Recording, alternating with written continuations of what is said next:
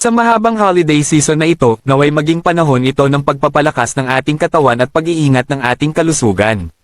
Habang tayo ay nagsasama-sama sa mga handaan, mahalaga rin na bigyan natin ng pansin ang mga pagkaing ating kinakain at panatilihing active ang ating mga katawan. Sa ating mga mahal sa buhay na nakatatanda, isang paalala ay hindi lamang sa kabi-kabilang handaan at kasayahan kundi sa pagkakataong magkasama-sama tayo sa kabila ng mga pagsubok. Alagaan natin ang ating mga sarili, sapagkat sa malusog na katawan, mas marami pa tayong ganitong pagkakataon na tayo ay maging masayang magsama-sama. Samahan niyo ako at ating pag-uusapan ang dapat at hindi dapat o iwasang mga gawain sa ganitong pagkakataon. Mga dapat gawin para hindi tumaas ang blood sugar at cholesterol. Una, maglakad o gumalaw-galaw agad pagkatapos kumain. Ang light physical activity tulad ng paglalakad ng 15 hanggang 30 minuto ay nakakatulong sa pag-burn ng calories at pagpapababa ng blood sugar levels. Ayon sa Harvard Medical School, ang light exercise pagkatapos kumain ay epektibo sa pagpapabuti ng blood sugar control. Pangalawa, huwag mag-skip ng meals kinabukasan. Ang pag-skip ng meals ay maaaring magdulot ng sugar spike sa susunod na pagkain.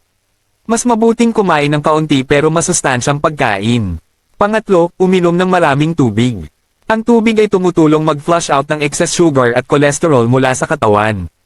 Pang-apat, mag-focus sa high-fiber foods kinabukasan. Ang fiber ay nakakatulong sa pagpapababa ng blood sugar at cholesterol levels. Isama ito sa almusal o tanghalian. Panglima, iwasan ang matagal na pag-upo. Ang sobrang sedentary na lifestyle pagkatapos ng mga handaan ay nagdudulot ng mas mataas na risk ng cholesterol at blood sugar spikes.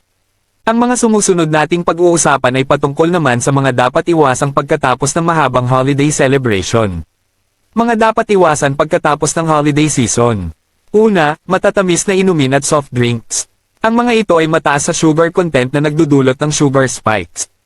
Pangalawa, processed foods at delata. Ang mga ito ay mataas sa sodium at unhealthy fats na nagpapataas ng cholesterol. Pangatlo, sobrang pag-inom ng alak.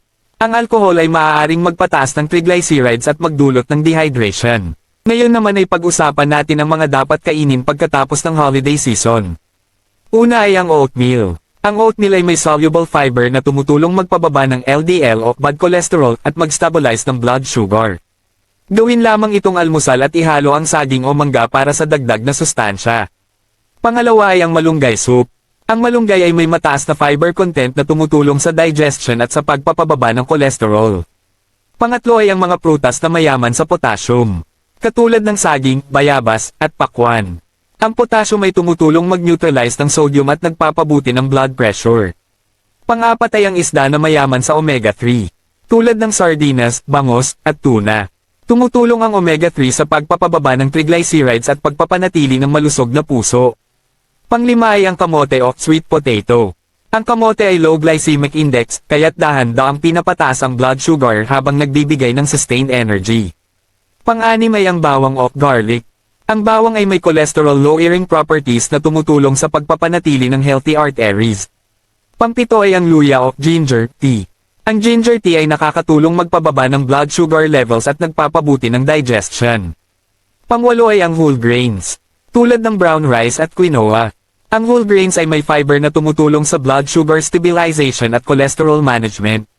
Ito lamang po ang aking maibahagi sa pagkakataong ito, at sana'y nakatulong at kung inyong marapatin ay pakishare na lamang po nang makapagbigay din sa iba ng kaunting impormasyon patungkol sa healthy and organic living.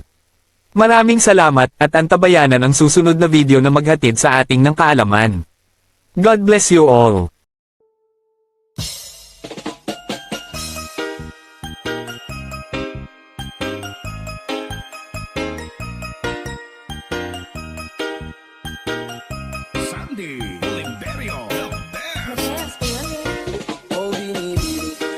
Just touch my body. Don't need nobody else but you. You're my one and only. Ibang babae ay di kayang sumabay. Ang pinalagi mo ang lagi kong hinihintay. Binibigay ka na, lumapit ka sa akin at papadama ko sa'yo kung paano magiging reyna. Parang nasa mga alamat, di na kailangan